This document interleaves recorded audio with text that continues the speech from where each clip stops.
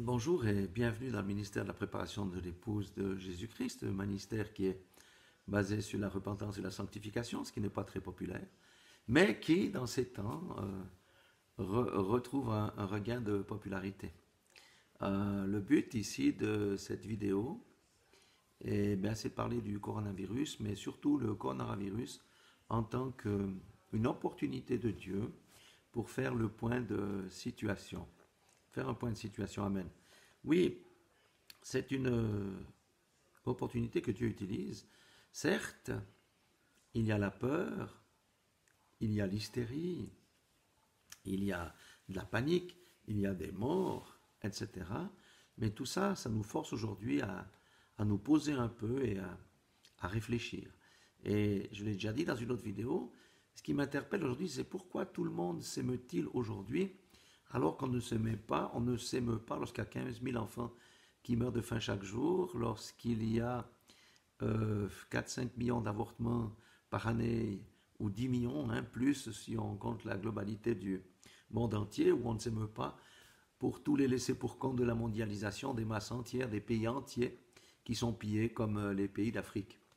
Ça ne nous émeut guère. Alors pourquoi aujourd'hui sommes-nous émus face à ce coronavirus qui a fait déjà maintenant, on va dire, près de 20 000 morts? Eh bien, la réponse, elle est assez simple. Elle est en deux volets. Le premier volet, c'est que nos consciences ont été anesthésiées par le style de vie que nous menons, ça c'est sûr, et que toutes les autres choses que j'ai énumérées sont à distance, donc ça ne nous touche pas. La deuxième des choses, c'est parce que chacun réalise aujourd'hui que tout un chacun peut être victime ou touché par ce coronavirus. Alors c'est bien, il y a des élans de solidarité et tout ça, mais en fait ça démontre une chose, quoi? Ça démontre vraiment l'égoïsme de l'homme qui se bouge uniquement ou qui entre en action uniquement lorsque lui-même peut être touché. Donc, je dirais aussi qu'il a fallu une telle chose pour que les églises du monde entier se mettent d'accord pour prier et laissent de côté leur division. Et c'est un fait unique depuis en tout cas des décennies, si ce n'est pas des siècles. Mais la question qu'on peut se poser, c'est qu'est-ce qui va rester de tout ça après la crise?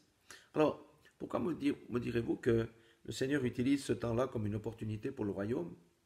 Eh bien, n'en déplaise à l'ennemi qui aimerait que tout un chacun suffoque sous l'hystérie, la peur et la psychose, c'est le temps de réfléchir. Amen. Et c'est une occasion de revenir à l'essentiel et de se poser les bonnes questions. Alors, l'essentiel est-il que nous retrouvions notre confort avant le coronavirus?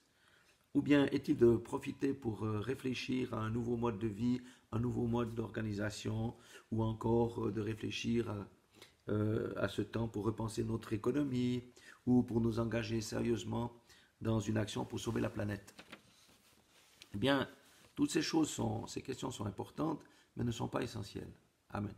La question de fond, et là je dis, c'est pour le peuple de Dieu. La question de fond, ou les questions de fond sont, est-ce que le peuple de Dieu a franchi une ligne rouge? Est-ce que les leaders ont franchi une ligne rouge? Est-ce que les hommes et les femmes qui constituent les églises à titre individuel ont franchi une ligne rouge? Voilà, ça ce sont des questions essentielles qui se convient de poser si nous disons que nous appartenons à Dieu et au royaume de la lumière. Alors ainsi, ce coronavirus offre à l'homme l'opportunité de se poser les questions les plus essentielles pour la vie de la société, pour la vie de l'Église et pour sa propre vie personnelle. Alors, qu'est-ce que dit la Bible au niveau de la ligne rouge, de cette ligne rouge? Amen. Car on connaît très bien cette expression dans le séculier, mais un peu moins au niveau biblique. Alors, je vais lire parce qu'il y a quand même quelques versets que je vais décortiquer. La première, on va parler au niveau de la nation. Et pour comprendre ça, il faut aller au chapitre Osée, à Osée, chapitre 4, verset 12.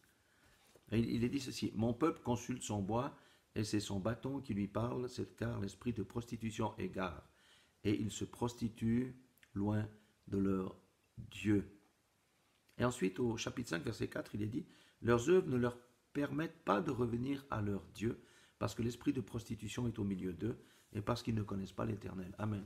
Le peuple, au moment d'Osée, avait franchi cette ligne rouge parce qu'il s'était prostitué spirituellement en allant auprès de Dieu. Alors qu'est-ce que ça veut dire?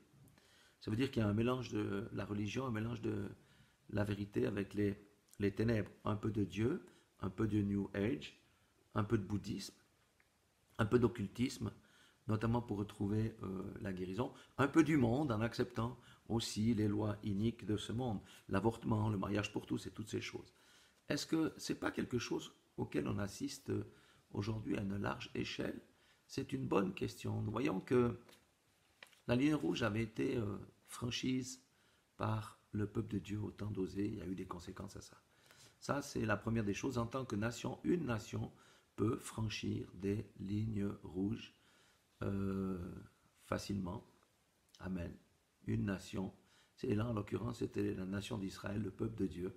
Ça veut dire que le peuple de Dieu lui-même, dans son entier, dans sa globalité, peut franchir des lignes rouges. C'est une question qui mérite que l'on y réfléchisse et que l'on s'y penche.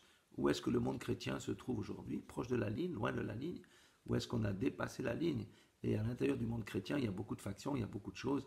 C'est où chacune des églises se trouve-t-elle aujourd'hui en tant que nation de Dieu, peuple de Dieu. Amen. Pour Israël, c'est une autre chose. On y reviendra peut-être dans une autre vidéo. La deuxième question que j'avais dit, c'est au niveau des serviteurs, au niveau des leaders, est-ce qu'on a franchi la ligne rouge ou pas? Pour comprendre qu'est-ce que ça veut dire, il faut aller au temps de Samuel, au temps, je dirais, d'Élie, le sacrificateur qui avait été sacrificateur pendant 40 ans, au temps de Samuel. 1 Samuel, chapitre 2, verset 12, il est dit, « Les fils d'Élie étaient des hommes pervers, ils ne connaissaient point l'Éternel. Si un homme pêche contre un autre homme, Dieu le jugera. Mais s'il pêche contre l'Éternel, qui intercédera en sa faveur? Et ils n'écoutèrent point la voix de leur père, car l'Éternel voulait les faire mourir. » Pourquoi l'Éternel voulait les faire mourir? Parce qu'ils avaient franchi la ligne rouge. Amen. Alléluia. Et si vous lisez tout ce chapitre, vous verrez ce qu'ils faisaient, les fils d'Élie, qui étaient des serviteurs devant la tente devant le temple. C'est-à-dire qu'ils avaient des relations sexuelles avec les femmes qui venaient apporter des offrandes. Ils commettaient toutes sortes d'abominations devant l'Éternel et ils méprisaient la sacralité du service pour lequel ils avaient été engagés.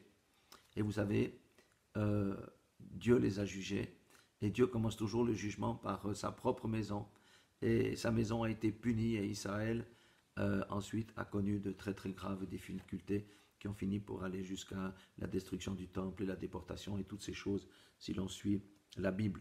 Pourquoi? Parce que la Bible dit, si un homme pêche contre un autre homme, Dieu va le juger, mais s'il pêche contre l'Éternel, alors là, attention, on franchit la ligne rouge. Vous savez que Dieu n'entre jamais en jugement avec quelqu'un sans l'avoir averti. Amen. Alléluia. Donc on a vu déjà au niveau de la nation, maintenant on a vu au niveau des leaders. C'est aussi en lien avec toutes les impudicités qui se passent au sein de la hiérarchie dans les églises et toutes ces choses-là. Ça constitue des lignes rouges si on ne se repent pas. Parce que la repentance, c'est la porte de sortie à toute chose.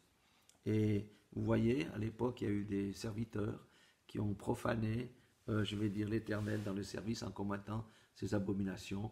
Aujourd'hui, on peut aussi voir ce genre de choses dans le milieu chrétien. Il faut le dire, c'est une honte, c'est une abomination, mais Dieu jugera cela, car c'est en fait une abomination qui est dirigée directement contre l'Éternel. Amen. Donc maintenant, il est temps de regarder aussi quelques versets qui posent la question de l'individu. Est-ce qu'un individu, un chrétien, a franchi la ligne ou pas? J'ai 3 versets ici. Le premier, c'est Luc 13, 6. Il parle de la parabole du figuier. Il dit aussi cette parabole, c'est Jésus qui parle. Un homme avait un figuier planté dans sa vigne. Il vint pour y chercher du fruit, il n'en trouva point. Alors il dit au vigneron, voici 3 ans que je viens chercher du fruit à ce figuier et je n'en trouve point. Coupe-le. Pourquoi occupe-t-il une terre inutilement? Amen. C'est la notion que le Seigneur nous a envoyés sur cette terre pour faire quoi? Pour croire en lui et vivre notre vie? Non. Pour porter du fruit, pour être à son service. Là, c'est un serviteur inutile, un frère, une sœur inutile. Pourquoi? Parce que nous sommes tous des sacrificateurs pour l'Éternel dans la nouvelle alliance. Et là, il a dit clairement, allez, balance-moi ce figuier parce qu'il ne porte pas de fruit. C'est une terrible menace. Ça veut dire que là, il y a quand même, on a dépassé la ligne rouge. Amen. Le deuxième, c'est Jean 15,2, qui est lui assez semblable. Il parle de la vigne, du cep et du sarment. Il dit, tout sarment qui est en moi et qui ne porte pas de fruits, il le retranche, et tout sarment qui porte de fruits, il l'émonde, afin qu'il porte encore plus de fruits. Il y a la notion de retrancher de nouveau exactement. Ça, on peut dire, ça reflète quelqu'un qui a accepté Jésus comme son sauveur, mais pas comme son Seigneur, parce qu'il ne porte pas de fruits, il n'y a pas de transformation dans sa vie, il n'y a pas la volonté de Dieu qui s'exerce dans sa vie. Vous voyez, ce sont des choses importantes que l'on doit considérer attentivement. La troisième, c'est Hébreux 6,4, qui est aussi très explicite. Il dit, car il est impossible que tous ceux qui ont été une fois éclairés, qui ont goûté au don céleste, qui ont eu part au Saint-Esprit, qui ont goûté la bonne parole de Dieu et les puissances des siècles à venir, qui sont tombés, soient encore renouvelés et amenés à la repentance, puisqu'ils crucifient pour leur part le Fils de Dieu et l'exposent à l'ignominie. Amen. Qu'est-ce que ça nous dit ici? Ça nous dit, ça c'est vraiment les chrétiens nés nouveaux qui ont expérimenté toutes les choses, mais voyez le sort funeste de ceux qui vraiment renient Christ et retournent en arrière. Il est dit au verset 7, lorsqu'une terre est abreuvée par la pluie qui tombe souvent sur elle, et qu'elle produit une herbe utile à ceux pour qui elle est cultivée, elle participe à la bénédiction de Dieu. Mais si elle a produit des épines et des chardons, elle est réprouvée près d'être maudite et on y met le feu. Amen. Donc ça c'est pour l'individu. Donc, et ça c'est le Nouveau Testament, hein, quand nous sommes tous des sacrificateurs. Vous voyez que Dieu nous donne ce temps pour réfléchir à notre positionnement. En tant que peuple de Dieu, en tant que leader, en tant que brebis, en tant que frère et sœur en Christ. Amen. Où est-ce que je me situe par rapport à ça? Et Dieu nous demande solennellement de nous examiner aujourd'hui. Où est-ce que j'en suis? Est-ce que je suis près de cette ligne rouge ou je suis loin? Ou est-ce que je l'ai dépassé? Est-ce que j'entends les multiples avertissements du Seigneur, car Dieu n'entre pas en jugement avec quelqu'un avant de l'avoir averti? Est-ce que je porte le fruit attendu par ma vie, qui démontre que j'ai la vie du Saint-Esprit en moi?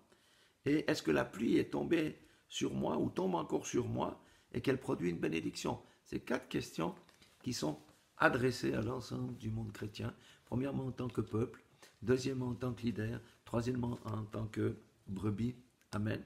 Donc, si je réponds non à ces questions, il n'y a qu'une seule chose à faire, c'est toujours la même, c'est me repentir et me tourner vers Dieu, crier à lui pour qu'il m'accorde encore une fois sa miséricorde. Se repentir, c'est bien, mais dans la repentance, il y a aussi le changement de direction, et ça veut dire renoncer à cheminer sur l'autoroute de la perdition pour prendre le sentier étroit qui mène au salut.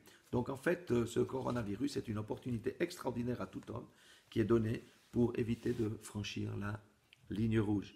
Si les hommes l'évitent, l'Église va forcément l'éviter puisqu'elle est constituée d'hommes. Et si l'Église l'évite, c'est la société qui va être impactée et évitera de franchir cette ligne rouge. Vous voyez, nous sommes dans les temps de la fin, ça on le sait, il n'y a pas besoin d'être prophète ni devin pour le comprendre, toute chose arrive à sa fin. Les choses de la Bible s'accomplissent, ce n'est pas pour donner une mauvaise augure, mais c'est pour dire, c'est encore un temps où on peut se repentir, on peut retourner vers Dieu, que ce soit collectivement ou individuellement, et c'est ça qu'il faut le faire, parce que le Seigneur est lent à la colère, riche en miséricorde et en bonté. Amen. Mais vous voyez, il est lent à la colère. Et une fois, je vous expliquerai qu'à un moment donné, la colère de Dieu va vraiment s'abattre sur le monde. Et là, il n'y aura plus de temps pour revenir en arrière parce qu'on aura choisi le camp dans lequel on se trouve, parce qu'à un moment donné, le Seigneur viendra pour séparer le bon grain de l'ivraie. Alors voilà, soyez tous bénis dans le nom puissant de Jésus-Christ, et je vais prier aussi. Et dans la prière, je m'inclus aussi, parce que j'ai aussi besoin que le Seigneur me montre les choses. Père éternel, Dieu Tout-Puissant, tu nous parles encore aujourd'hui. Seigneur, je viens plaider ma cause, la cause de mes frères, de mes sœurs, notre cause commune, Seigneur, par rapport à cette ligne rouge. Montre-nous où nous en sommes, Seigneur, et que nous puissions prendre véritablement les mesures appropriées afin de nous en éloigner, Seigneur, et retourner sur ce rocher. Aide-nous à atteindre ce rocher que nous ne pouvons atteindre, Seigneur notre Dieu, parce qu'avec ton aide, nous pouvons atteindre cette sécurité en Jésus-Christ. Voilà, soyez tous bénis dans le nom puissant de Jésus-Christ. Amen.